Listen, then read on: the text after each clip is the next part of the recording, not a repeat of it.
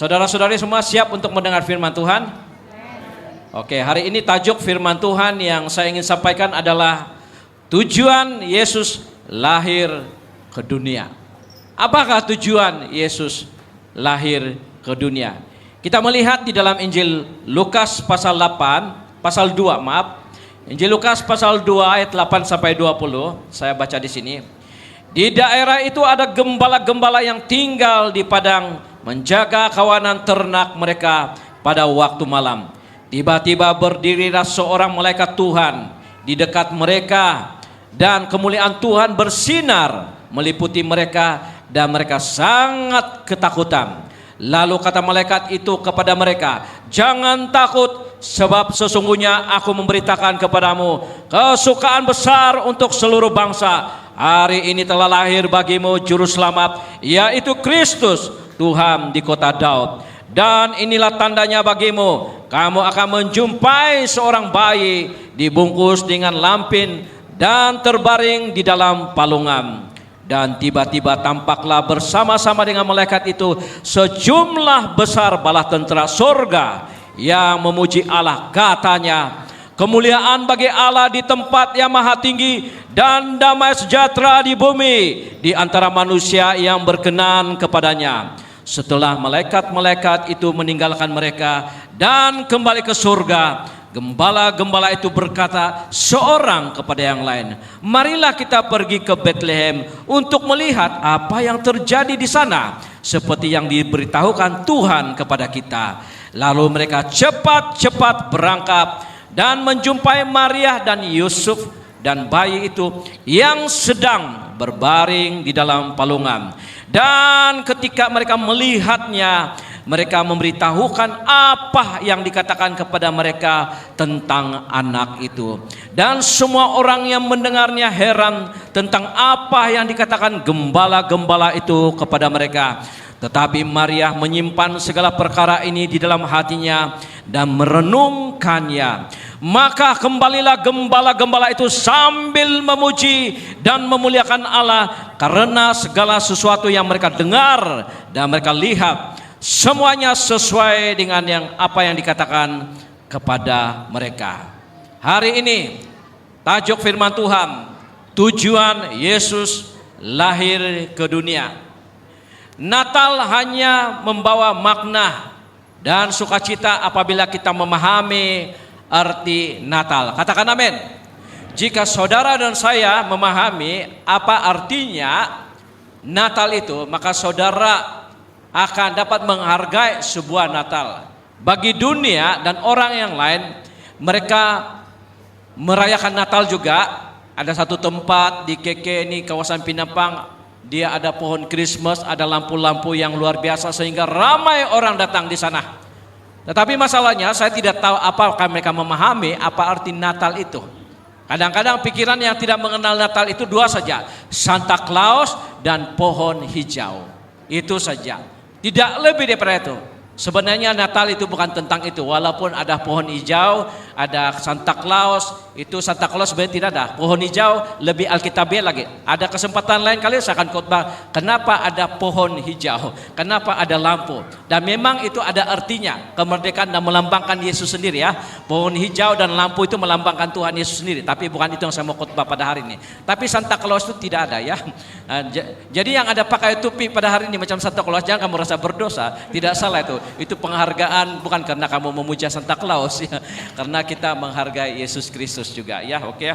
Jadi pengertian yang benar tentang kelahiran Yesus akan membuatkan kita merayakan Natal dengan benar ya.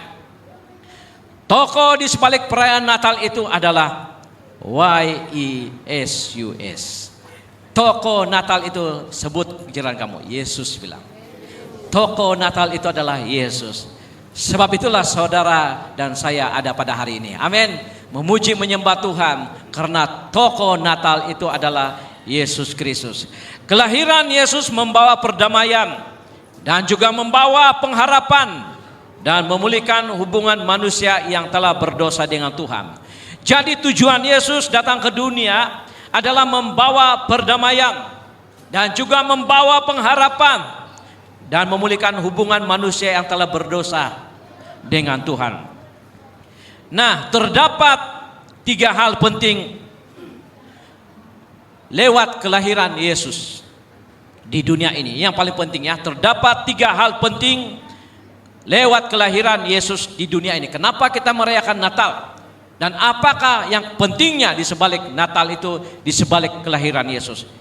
Di sebalik kelahiran Yesus ada 3 hal yang penting yang kita perlu syukuri pada siang hari ini. Sehingga apabila kita memahami ini, setiap persembahan kita, tukar hadiah kita, semuanya bermakna. Karena apa? Ada purpose dia, ada tujuan di sebalik tukar hadiah, persembahan Natal kita semua, handphone semua ini, nyanyian kita, ada tujuan dia. Yang pertama, terdapat 3 hal penting kelahiran Yesus di dunia. Yang pertama adalah hanya Yesus yang mampu membawa kita kembali kepada Bapa di surga. Boleh dikatakan amin?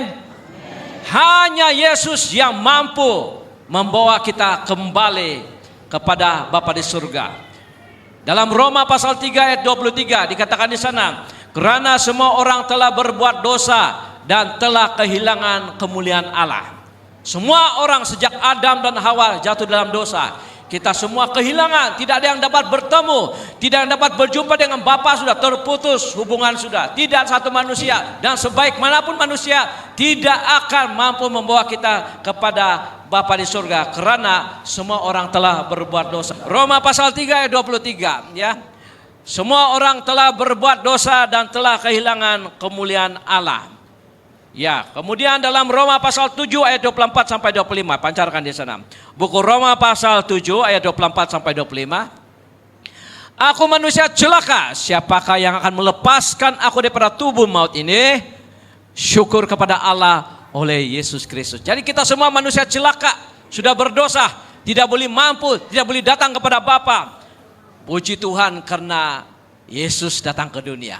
Amin. Jadi salah satu tujuan Yesus datang ke muka bumi ini adalah membawa kita kembali kepada Bapa di surga. Yohanes 14 ayat 6 dikatakan di sana, akulah jalan dan kebenaran dan hidup. Tidak ada seorang pun dapat datang kepada Bapa jika tidak melalui aku. Jadi satu pribadi, satu-satunya pribadi yang boleh membawa kita kembali berjumpa dengan Bapa di surga. Nama dia siapa? Yesus. Karena Yesus berkata, akulah jalan, ya, akulah kebenaran. Yohanes 14 ayat 6 ya. Akulah jalan, akulah kebenaran dan hidup. Tidak ada seorang pun dapat datang kepada Bapa jika tidak melalui aku. Jadi kita bersyukur satu-satunya pribadi yang boleh membawa kita kembali kepada Bapa di surga, bertemu dengan Bapa di surga adalah kelahiran Yesus Kristus ke dunia ini. Amin. Sebab itulah malaikat berkata kepada gembala-gembala Yerusalem, dia berkata, aku memberitakan kesukaan besar kepada kamu bahwa juru selamat telah lahir. Juru selamat artinya penyambung kita yang boleh membuat kita dapat bertemu dengan Bapa di surga kembali. Oleh karena kenapa kita memerlukan juru selamat? Roma pasal 3 ayat 23. Karena semua orang telah berbuat dosa dan telah kehilangan kemuliaan Allah, dan tidak ada satu pun yang berjaya membawa kita kembali kepada Bapa di surga selain daripada Yesus Kristus. Dan malaikat itu berkata, nama dia Yesus Kristus, Immanuel, beserta kita. Katakan amin. Beri kemuliaan pada Tuhan. Yesus berimmanuel. Dia berimmanuel sampai pada hari ini karena dia dapat membawa kita masuk dalam kerajaan surga. Dan juga Kisah Para Rasul pasal 4 ayat 12, pancarkan di sana. Dan keselamatan tidak ada di dalam siapapun juga selain di dalam Dia, sebab di bawah kolong langit ini tidak ada nama lain yang diberikan kepada manusia yang olehnya dapat kita diselamatkan. Nah, hanya Yesus yang boleh membawa kita kembali berhubung dengan Bapa di surga. Jadi saudara-saudari, Bapak Ibu, kita ini luar biasa. Kita jadi Kristen, kita mengenal Tuhan, kita sudah terhubung dengan Bapa di surga. Amin. Berbanding dengan jutaan manusia, 6 billion manusia di dunia, belum tentu mereka yang lain itu sudah terhubung dengan Bapa di surga. Tetapi kita ini yang sudah percaya pada Tuhan, kita sudah terhubung dengan Bapa di surga. Beri kemuliaan pada Tuhan. Dan yang kedua, selain daripada Yesus yang membawa kita kembali kepada Bapa di surga, yang kedua adalah hanya Yesus yang boleh menjadi pengantara ataupun penghubung kita kepada Allah. Yang kedua, dia adalah pengantara yang boleh menghubungkan kita kepada Bapa di surga. Di dalam buku 1 Timothy ya pasal 2 ayat 15, pancarkan di sana. 1 Timotius pasal 2 ayat 15. 1 Timotius pasal 2 ayat 15. Dia kan? Bukan 15 ayat 5, maaf. 1 Timotius pasal 2 ayat 5. Karena Allah itu Esa dan Esa pula Dia yang menjadi pengantara antara Allah dan manusia, yaitu manusia Yesus. Siapa dia manusia? Yesus. Dialah yang menjadi pengantara antara manusia dan Allah. Sebab itulah Yesus lahir, karena tidak ada yang menjadi pengantara kita ke surga selain daripada Yesus Kristus. Ibrani pasal 7 ayat 25. Dikatakan di sana dalam buku Ibrani pasal 7 ayat 25. Karena itu Ia sanggup juga menyelamatkan dengan sempurna semua orang yang oleh Dia datang kepada Allah. Artinya Yesus yang boleh menyelamatkan kita dengan sempurna, bukan tidak sempurna ya, sempurna ya. Apabila kita datang kepada Bapa di dalam Yesus, Dia boleh menyelamatkan kita dengan sempurna, sebab Ia hidup senantiasa untuk menjadi pengantara mereka. Beri kemuliaan pada Tuhan. Jadi kelahiran Yesus bukan hanya menghubung kita kepada Bapa, tetapi Dia juga menjadi pengantara. Itu luar biasa. Amin. Dan Dia berkata, sesiapa yang mau datang kepada Bapa melalui Yesus Kristus, maka keselamatan itu sempurna dalam kehidupan kita. Tidak ada cacatnya. Kenapa? Melalui Yesus Kristus. Ya, itu luar biasanya. 1 Yohanes pasal 2 ayat 1 sampai 2. Buku 1 Yohanes pasal 2 ayat 1 sampai 2. Buku Yohanes 1 Yohanes pasal 2 ayat 1 sampai 2.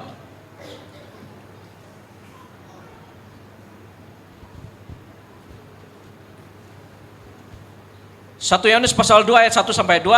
Anak-anakku, hal-hal ini kutuliskan kepada kamu supaya kamu jangan berbuat dosa. Namun jika seorang berbuat dosa, kita mempunyai seorang pengantara kepada Bapa. Semua cakap pengantara. Yaitu Yesus Kristus yang adil. Amin. Jadi satu-satunya pengantara yang boleh menghubung, yang boleh membuat kita terhubung dengan Bapa di surga, ke surga adalah melalui nama Dia siapa? Yesus Kristus. Jadi luar biasa kan Natal ini? Luar biasa. Kita dapat merayakan Natal, kita dapat happy, kita dapat gembira, kita dapat tukar hadiah sebab ada penebus, ada pengantara, ada juru selamat kita. Nama Dia Yesus Kristus. Buat apa kita happy-happy tukar hadiah kalau memang kita tahu kita mati dan masuk neraka? Tidak guna, betul kan? Sedih hati itu. Kau confirm, kau yakin masuk surga itu neraka, tapi kau tukar hadiah. Ya, adakah begitu? Sementara kita belum masuk neraka, kita tukar-tukar hadiah ya. Nah, tukar hadiah apa kau punya? Nanti ini ibu-ibu ada pertukaran hadiah ya. Kita ambil gambar ya sebelum kita masuk neraka, kita tukar-tukar hadiah. Nggak mau kan? Ibu Doli pun nggak mau kan, betul kan? Bagus, jangan nyanyi kan? Bagus menangis, menantikan itu yang neraka itu, memukul diri sendiri, betul kan? Ini mau tukar-tukar hadiah, mau masuk neraka. Oke, Bapak Lajide kita tukar-tukar hadiah besok. Harga dia dalam lingkungan 20 ringgit ke bawah dia bilang. Begitulah kita kan. Tapi mau masuk neraka, siapa mau begitu kan? Nggak mau. Tapi kalau dia tukar-tukar hadiah karena dia confirm masuk surga, 100 pun tidak masalah. 200 pun tidak masalah, ya. 1 ekor kerabau pun tidak masalah. Itu luar biasa. Kenapa? Kenapa kita boleh bersuka cita sambil makan? Kenapa? Kita tahu kita masuk surga. Amin. Itulah keyakinan kita. Yesus, ya, pengantara kita, ya, yang boleh menghubung kita kepada Bapa. Yang terakhir, kenapa kita merayakan Natal? Kenapa Yesus perlu datang ke dunia? Yesus menjadi titik pertemuan antara dunia yang kelihatan dan dunia yang kekal yang tidak kelihatan. Yesus adalah titik pertemuan. Dia mempertemukan dunia yang kelihatan ini dengan dunia tidak kelihatan. Kita ada di dunia yang kelihatan, kita bekerja. Tapi ingat, Alkitab berkata, satu hari nanti dunia ini akan berakhir. Dunia ini akan hancur. Hancur. Apa yang kau lihat pada hari ini yang kita duduk sekarang ini di Sabah, di Flores, di mana-mana akan hancur. Dan pada waktu itu hanya firman Tuhan yang kekal. Sebab itulah Yesus memperkenalkan, barang siapa yang datang kepada aku, apabila dunia ini akan hancur, kamu tidak akan hancur. Kamu akan ada dunia baru, surga yang baru, Firdaus yang baru, dunia kekal. Dan murid-muridnya berkata, kami tidak tahu di mana itu. Dan Yesus berkata, akulah jalan itu, kebenaran. Kamu tidak perlu tahu, ya, akulah jalan itu, kebenaran dan hidup ke surga. Kita melihat dalam Injil Yohanes pasal 14 ayat 1 sampai 3. Janganlah gelisah hatimu, percayalah kepada Allah, percaya juga kepada aku. Di rumah Bapakku banyak tempat tinggal. Jika tidak demikian, tentu aku mengatakan kepadamu, sebab aku pergi ke situ untuk menyediakan tempat bagimu. Seterusnya, dan apabila aku telah pergi ke situ dan menyediakan tempat bagimu, aku akan datang kembali dan membawa kamu ke tempatku, supaya di tempat di mana aku berada, kamu pun berada. Beri kemuliaan pada Tuhan. Inilah satu-satunya planet yang kita terdampak pada hari ini. Tempat kediaman yang kekal. Apabila Yesus datang ke dunia, dia menjadi titik pertemuan antara dunia yang fana yang kita boleh lihat yang akan binasa ini dengan satu dunia yang kekal. Di mana itu? Di mana itu? Dan Yesus berkata kepada murid-muridnya, jangan takut, aku pergi ke sana menyediakan tempat bagimu. Amin. Tempat di surga itu. Setelah aku menyediakan tempat bagimu, maka aku akan kembali dan membawa kamu di mana aku berada. Luar biasa, betul kan? Oh, itu luar biasanya. Jadi kita penuh sukacita merayakan Natal ini, walaupun di hati kita bukan semuanya ada happy, banyak masalah, betul kan? Penyakit lah, hutang lah, apa semua. Ingat, selagi kita di dunia, dunia ini penuh penderitaan, penuh masalah. Tetapi kalau kita ada Yesus, satu hari nanti badan kita kembali menjadi debu, menjadi tanah liat, tetapi roh kita akan diangkat masuk dalam kerajaan surga. Alkitab dalam Wahyu berkata, di sana tidak ada tangisan sudah, penuh dengan kemuliaan, penuh dengan damai dan sukacita. Haleluya.